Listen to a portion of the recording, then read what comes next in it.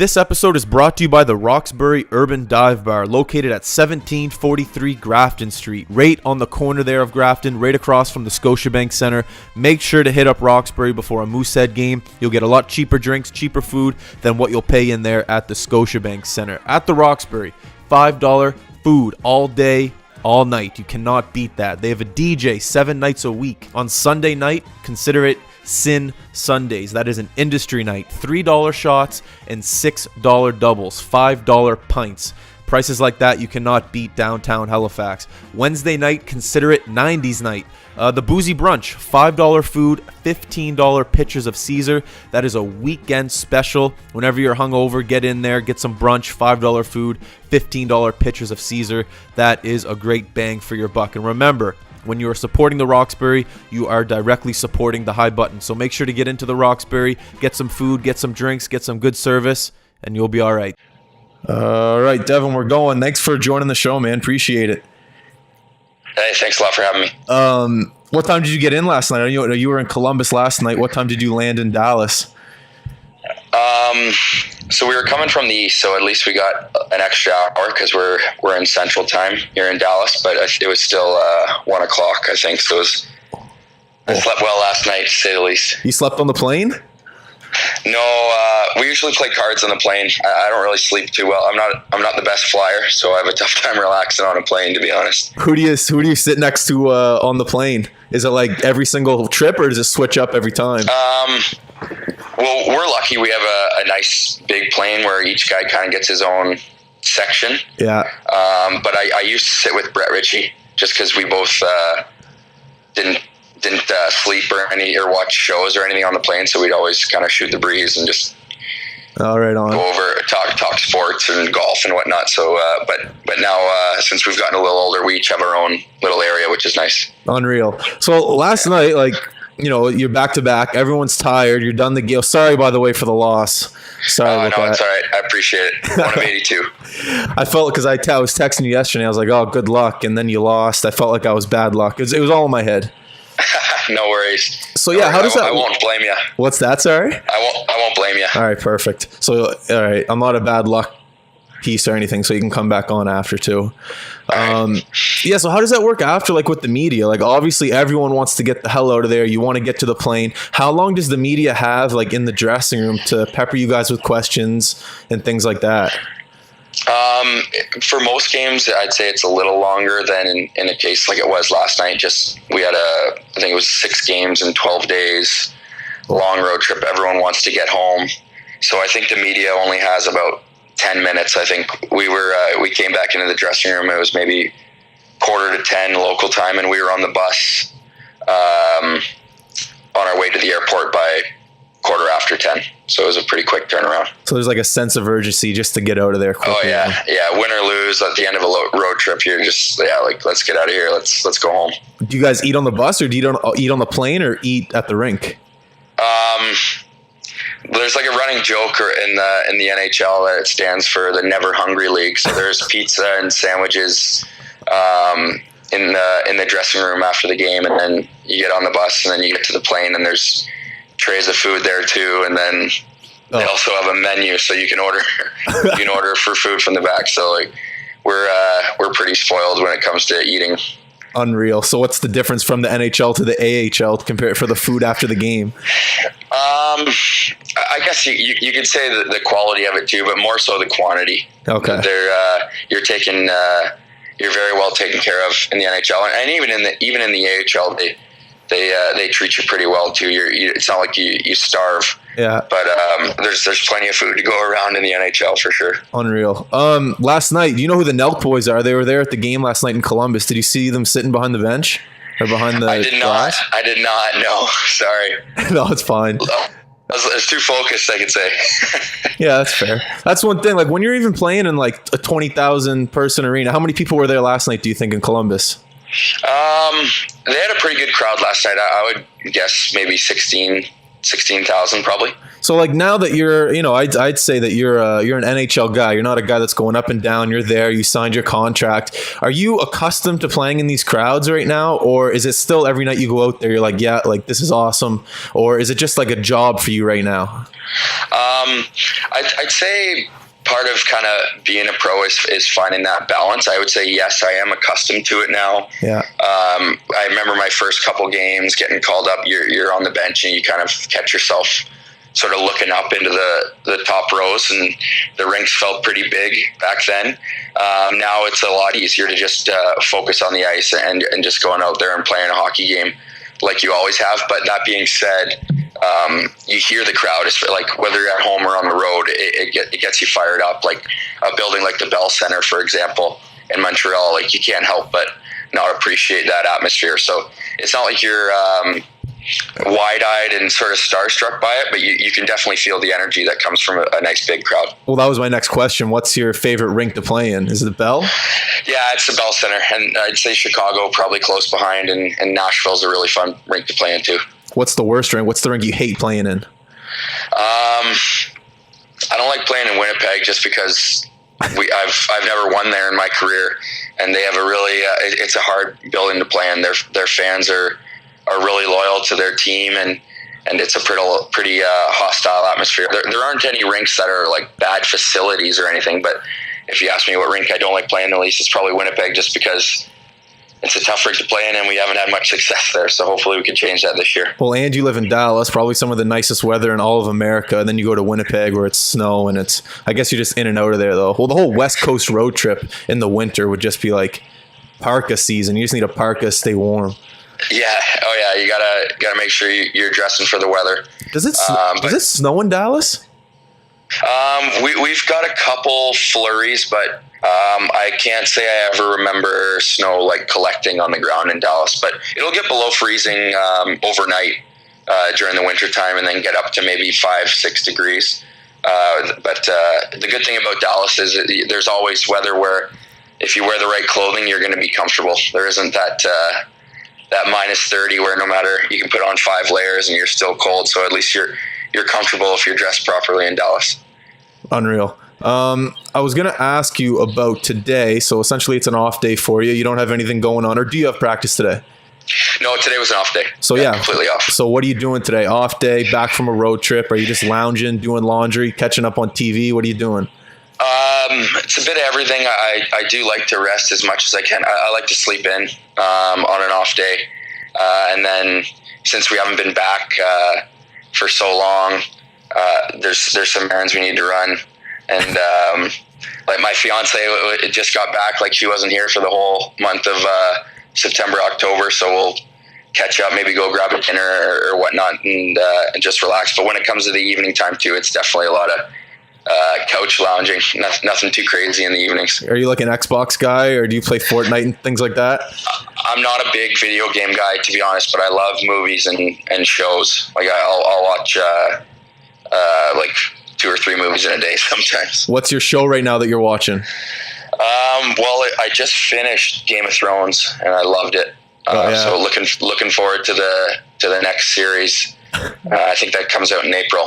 I never got into that. People love it though. Yeah, no, and I wouldn't say it's for everyone, but that subject matter, like the medieval stuff and the magic, that's right up my alley. And then I'll watch like The Office sometimes just before bed, just because that's nice, lighthearted stuff. And then Maggie and I are watching Friends and How I Met Your Mother. So we got a bunch of different stuff on the go. Are you a Seinfeld guy at all?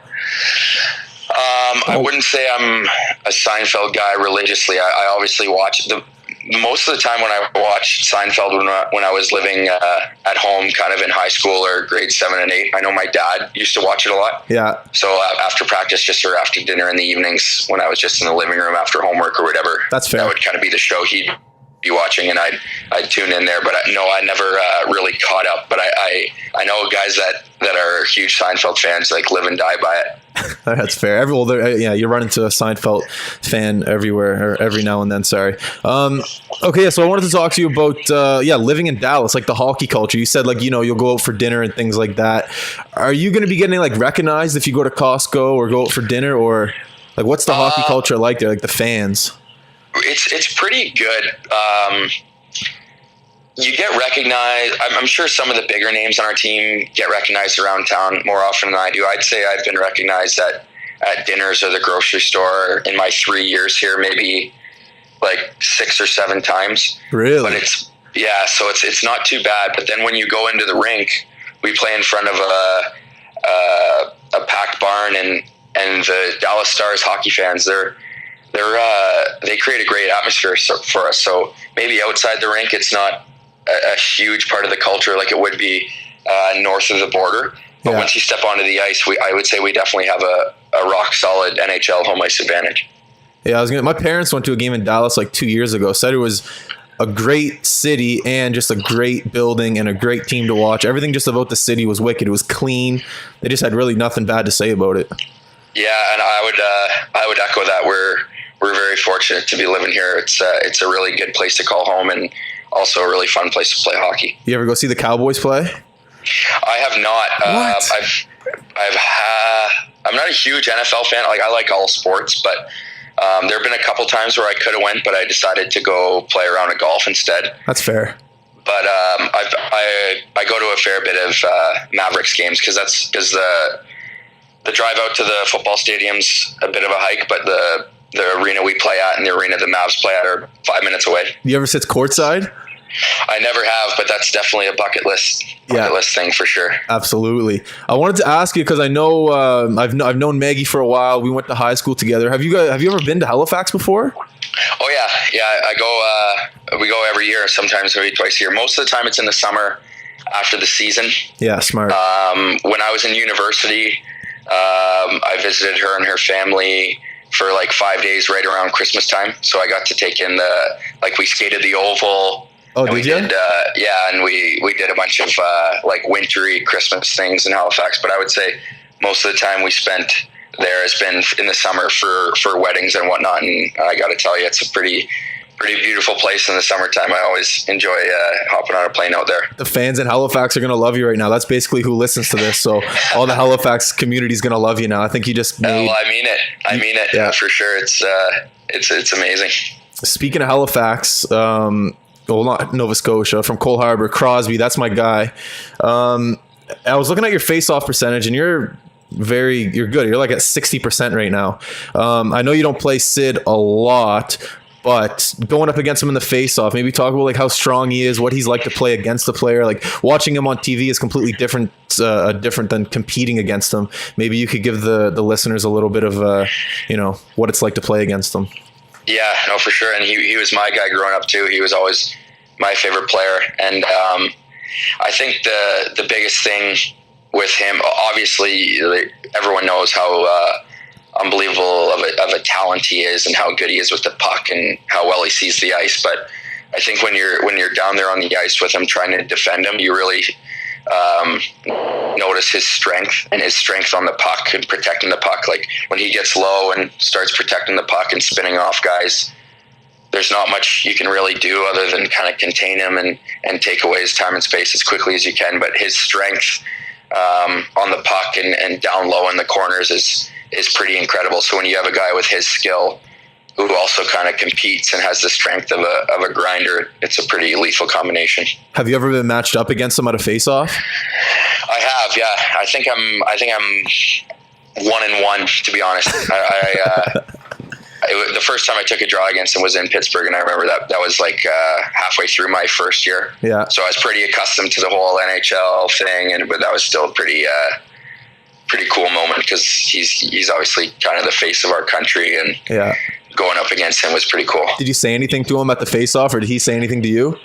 No, I wouldn't know what to say. I never met him, and he's when you get on the ice, we're competitors, right? If I saw him maybe at dinner or if mutual teammates we're grabbing a beer with him after dinner. I'd like to shake his hand, but when you get out on the ice, it's a battle for sure. So you're not making too many friends out there.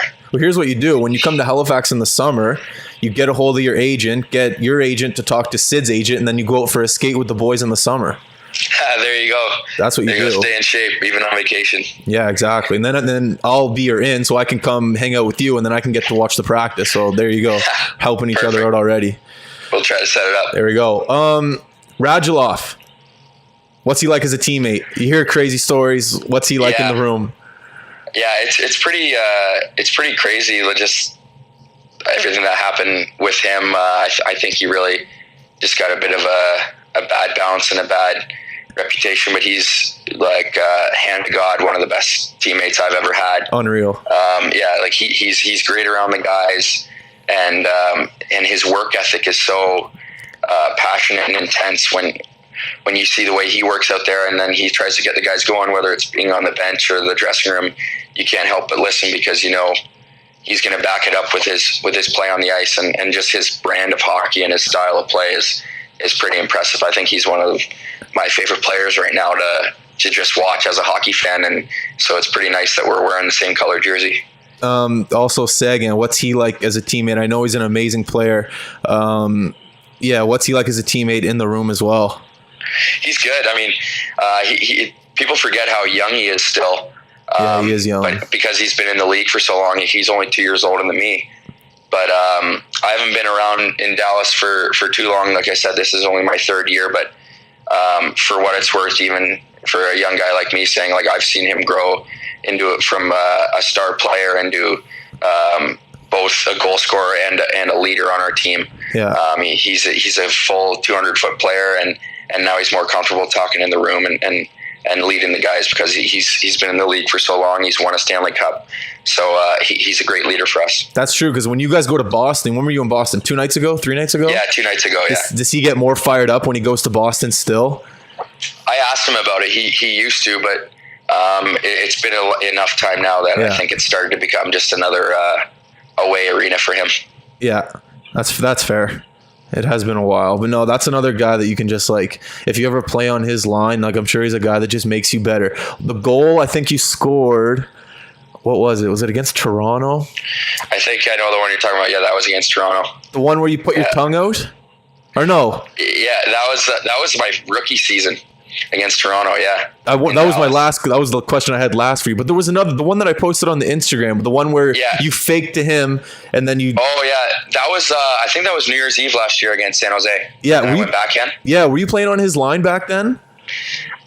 Yeah, like lines get switched up all the time throughout the course of the season. So yeah, I played a few games with the big boys last year. So that's obviously a pretty incredible experience. So you just try to put in your work and chip in whenever they can, because you're playing with two world-class talents. And then when you got the goal against Toronto, you drove the net, and then you had the sick celebration with the tongue out. Was that planned, Michael Jordan style, or was that heat of the moment?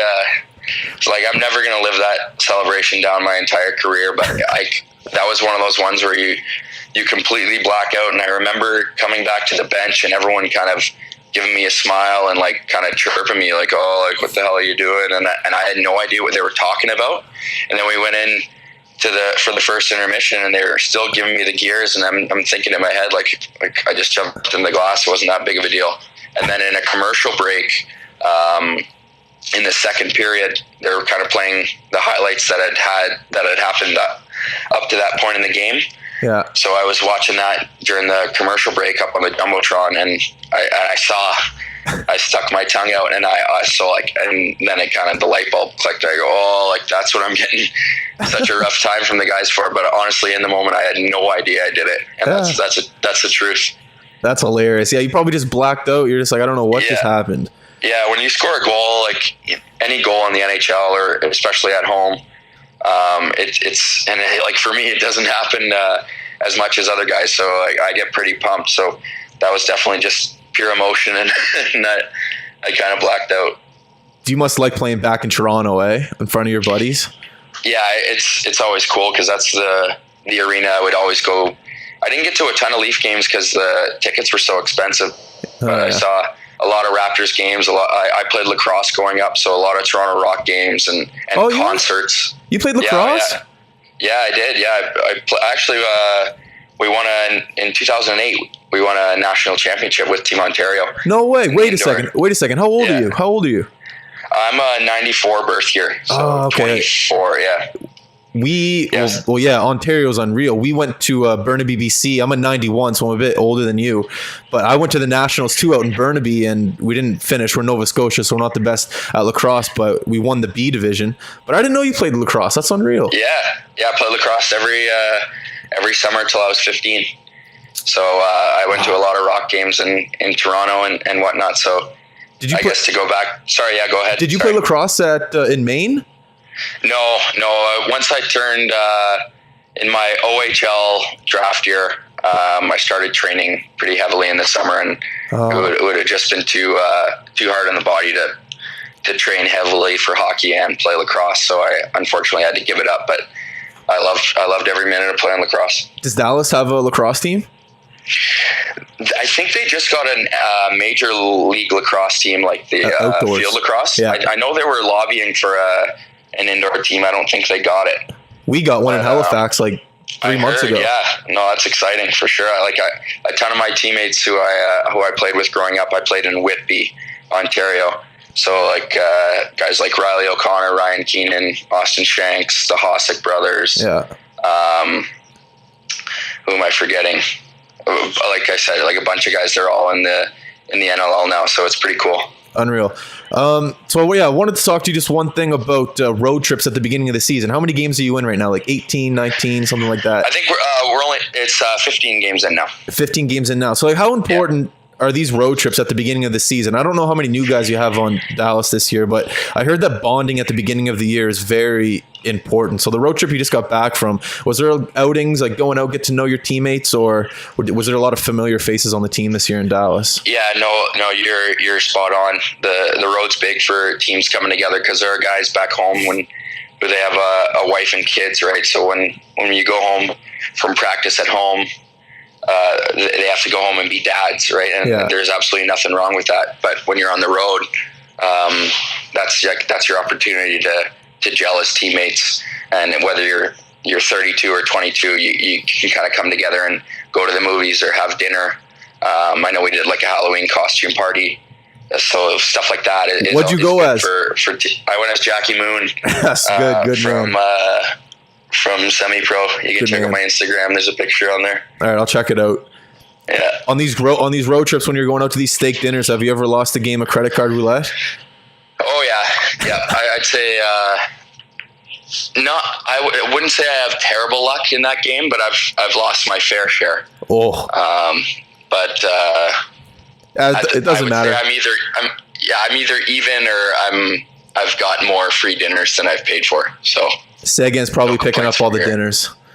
Yeah, I know after he signed his contract, he got a couple dinners right after that. So that was nice. Unreal. Well, man, thank you very much. I appreciate it. We're on like 25 minutes here. I know you're tired. You just got back from the road trip, but it was nice talking to you. Yeah, great talking to you as well. Yeah, let's do it again sometime. We'll at the end of the season or something. If you're in Halifax, that's awesome. We'll let me know when you come in the city. We'll link up. We'll do something. All right, perfect. Appreciate the call, man, and all the best. All right, sounds good. Thanks again, Devin. All right, take care. Well, that was unreal. Holy smokes. I felt like I was in the NHL there for 25 minutes. So yeah, once again, thank you, Devin, very much for coming on the podcast. Maggie for making that happen as well, making the connection. Everyone that is listening, make sure to go to all of our social media outlets, Instagram, Twitter, iTunes, Facebook, SoundCloud, all that good stuff. Like, subscribe, comment, and I appreciate it. High button out.